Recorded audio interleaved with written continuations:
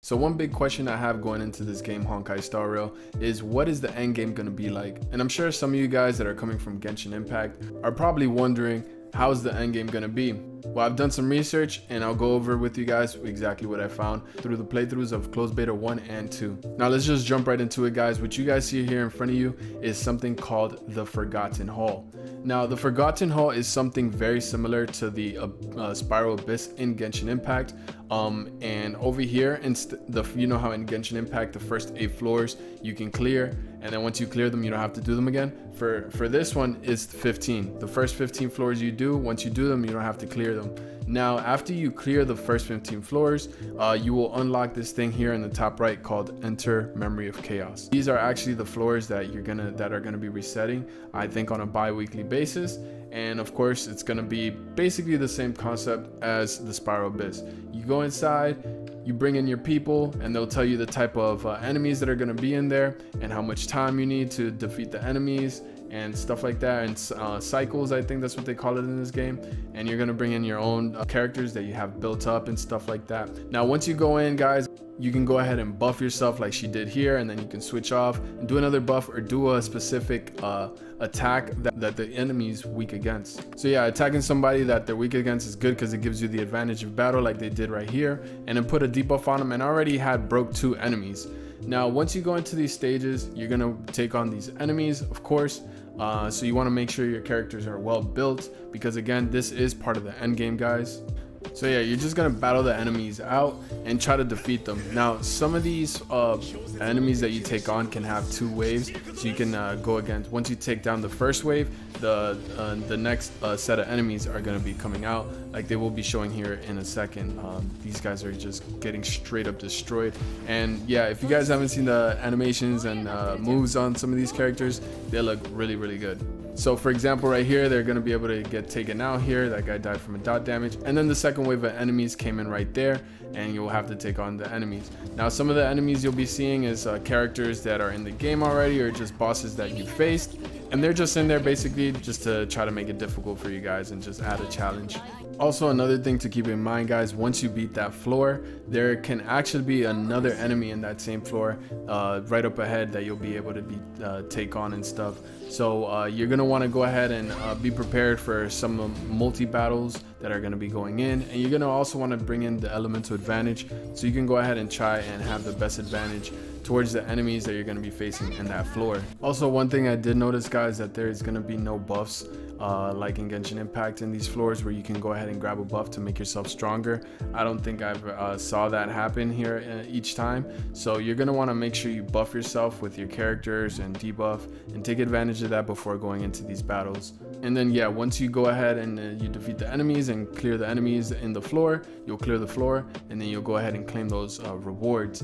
And then you'll just have to wait till 2 weeks or a week in order for the floors to reset. Now as you climb the floors, guys, remember it is going to get more difficult and more challenging, so you're going to want to make sure your characters are well built, and you're going to want to bring that right element for that floor just to make it a lot easier for you. But yeah, guys, that is the Forgotten Hall, and let's move on to the next endgame. If you're coming from Genshin Impact, you guys are probably like, what, there's another piece of endgame?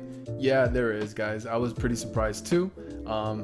Not saying anything bad or anything, you know, I love the Spiral Abyss in Genshin Impact, and that game is amazing in it itself, but there's something that they added that made this game feel more unique to itself. So the second game mode that they added here is called the Simulated Universe.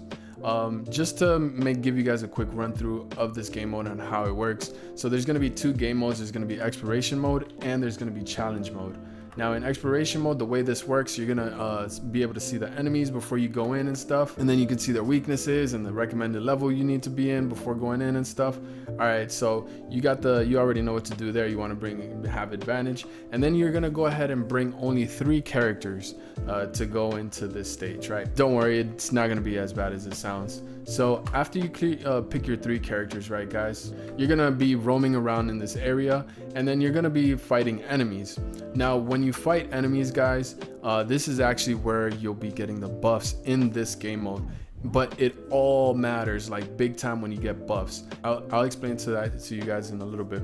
But yeah, you're gonna want to take on these stages and beat these enemies. Now this is going to have floors, but it's not going to have as many floors as the Forgotten Hall. So after you beat the enemy, you'll be able to pick one of the 2 buffs or 3 buffs that they have sometimes, and then also you can download a character. Now when you download a character, you can bring that character to you and bring them in battle, so now they will be a part of this run in the simulated universe, and then they can come along and help you out throughout this stage. Now they're still in the first floor, so basically the gist of this is you're going to want to be going around beating enemies, and you're going to want to beat enemies because you want to get those buffs, because it's super valuable, like I was telling you guys. And as you're going around beating enemies, you're going to be collecting buffs. There's also people that you can talk to that are your teammates that'll also give you random buffs that you can pick. There's also going to be chests and stuff, so they added like this more of an open worldy kind of feel to this end game mode that they added here called Simulated Universe, which is honestly pretty awesome.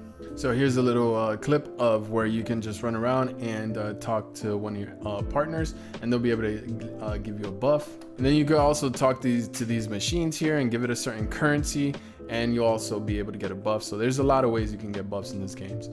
Now you guys are probably wondering, like, Jado, what is all this like? Why are you saying all these buffs are so important?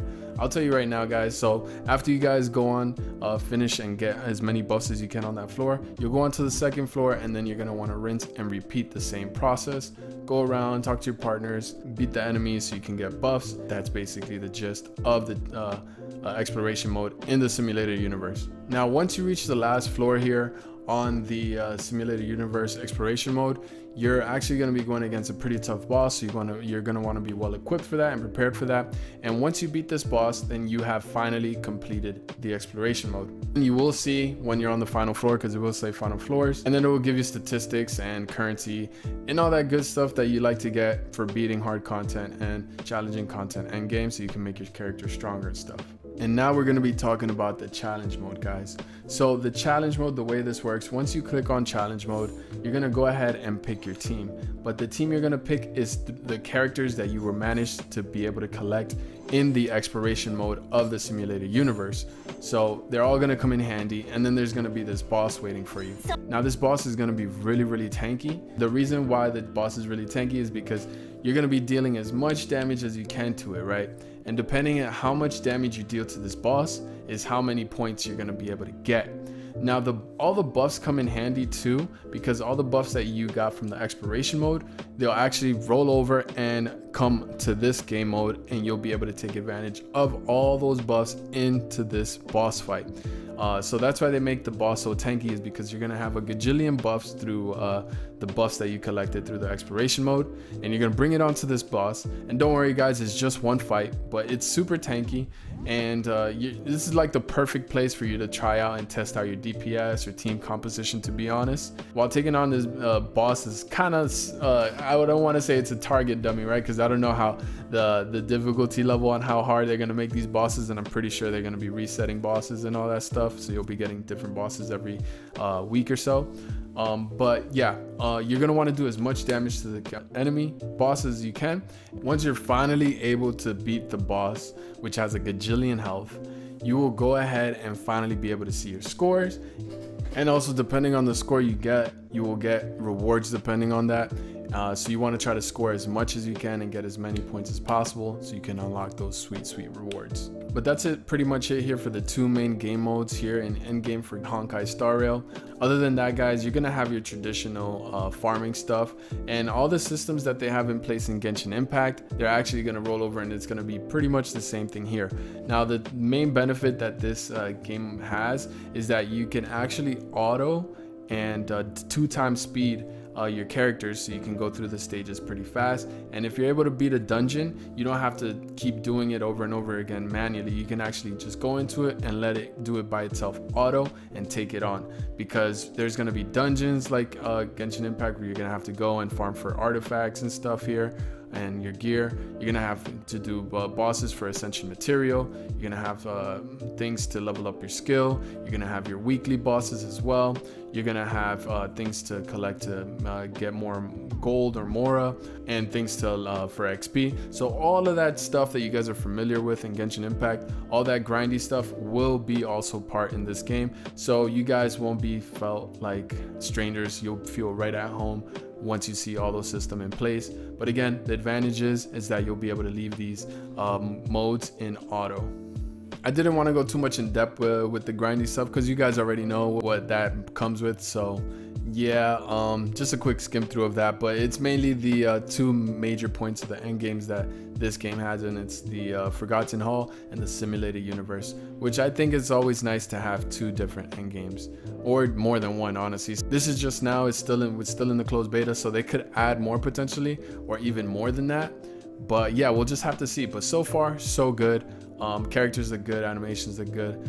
Game loop so far seems pretty good. I hope they add a couple more things here or so for endgame. But oh, and they probably will obviously have events too. So we'll have to see how they run the events and stuff. But other than that, guys, I hope you guys enjoyed this video. Subscribe to the channel. Leave a comment down below what you guys' thoughts are on the endgame, and I'll see you guys in the next one. Peace.